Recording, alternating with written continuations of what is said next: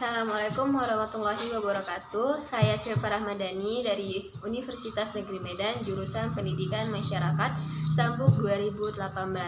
Nah, pada kesempatan kali ini saya akan menjelaskan bagaimana cara meningkatkan motivasi pekerjaan di dalam diri kita sendiri. Yang pertama adalah pilihlah pekerjaan sesuai dengan minat Anda. Nah, menjalani sebuah pekerjaan harus dengan adanya minat, yang dimana apabila kita tidak memiliki minat, maka suatu pekerjaan itu tidak akan berjalan dengan semaksimal mungkin ataupun sebaik mungkin.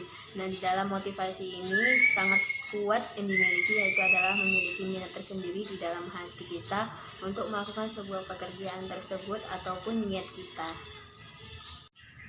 Yang kedua ada keseimbangan waktu istirahat.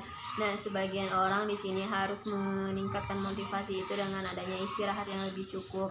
Jangan melakukan sebuah pekerjaan itu dengan tidak adanya istirahat ataupun selalu melakukan sebuah pekerjaan itu secara terus menerus, maka akan timbullah secara bosan ataupun bisa mengurangi kesehatan ataupun psikis mereka ataupun psikis Anda masing-masing untuk melakukan sebuah pekerjaan itu akan lama-lama semakin jenuh dan motivasi Anda pun semakin berkurang untuk melakukan sebuah pekerjaan tersebut.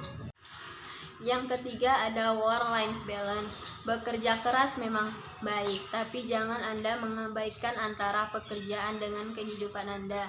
Nah, salah satu penyebab kurangnya motivasi kerja adalah karena Anda kurang menyeimbangkan antara pekerjaan dengan kehidupan Anda sehari-hari. Nah, salah satu contohnya Anda bisa melakukan apabila Anda sedang pulang kerja di sore hari ataupun di malam hari, nikmatilah waktu Anda itu untuk bersenang-senang, jangan terlalu terfokuskan untuk suatu pekerjaan dan lupakanlah sejenak pekerjaan Anda agar motivasi Anda itu tidak akan pernah berkurang untuk melakukan sebuah pekerjaan dengan baik ataupun semaksimal mungkin. Yang keempat ada hidup sehat. Nah, teman-teman, hidup sehat ini juga berpengaruh juga loh pada motivasi kerja kita ataupun motivasi kerja seseorang. Tentu saja. Nah, apabila Anda tidak melakukan sebuah pekerjaan itu tidak bertenaga ataupun tidak memiliki fisik yang baik, tentu saja Anda tidak nyaman untuk melakukan sebuah pekerjaan. Maka dari itu, biasakanlah hidup sehat atau mengatur pola makan dan menjaga kesehatan Anda agar motivasi kerjaan Anda itu tetap semangat dan tetap stabil.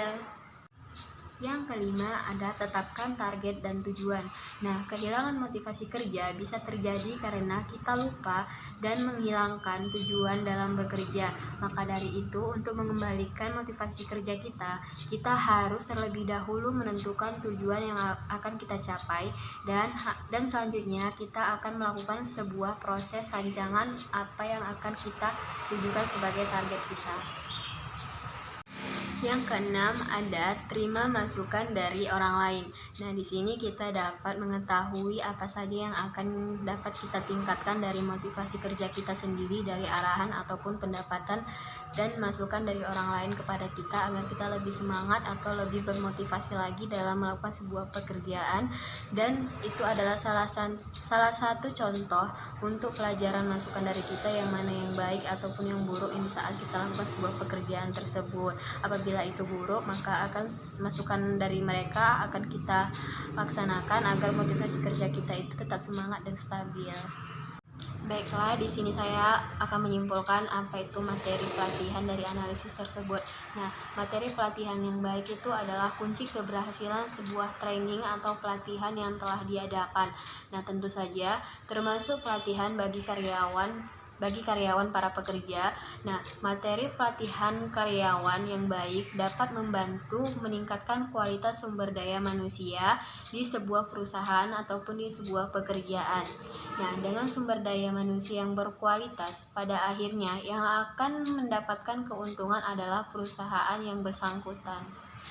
Maka dari itu, diperlukanlah materi pelatihan yang cukup efektif dan seefisien mungkin, khususnya yang dapat membantu karyawan yang bersangkutan agar juga dapat lebih efektif dan efisien dalam melakukan sebuah pekerjaannya.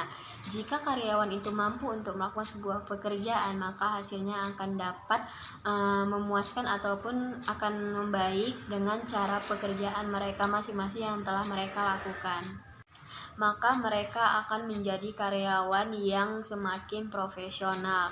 Nah, materi pelatihan yang tidak efektif dapat dilihat dari output yang dihasilkan dari pelatihan itu sendiri. Jika setelah selesai mengikuti pelatihan, maka karyawan dapat bekerja dengan semaksimal mungkin atau menjadi lebih baik lagi. Nah, sesuai dengan materi pelatihan yang telah diikuti, maka materi pelatihan tersebut dapat dikatakan cukup baik ataupun efektif. Terima kasih, mungkin dari penjelasan saya mengenai cara meningkatkan motivasi kerja dan tentang materi pelatihan. Saya akhiri, Assalamualaikum warahmatullahi wabarakatuh.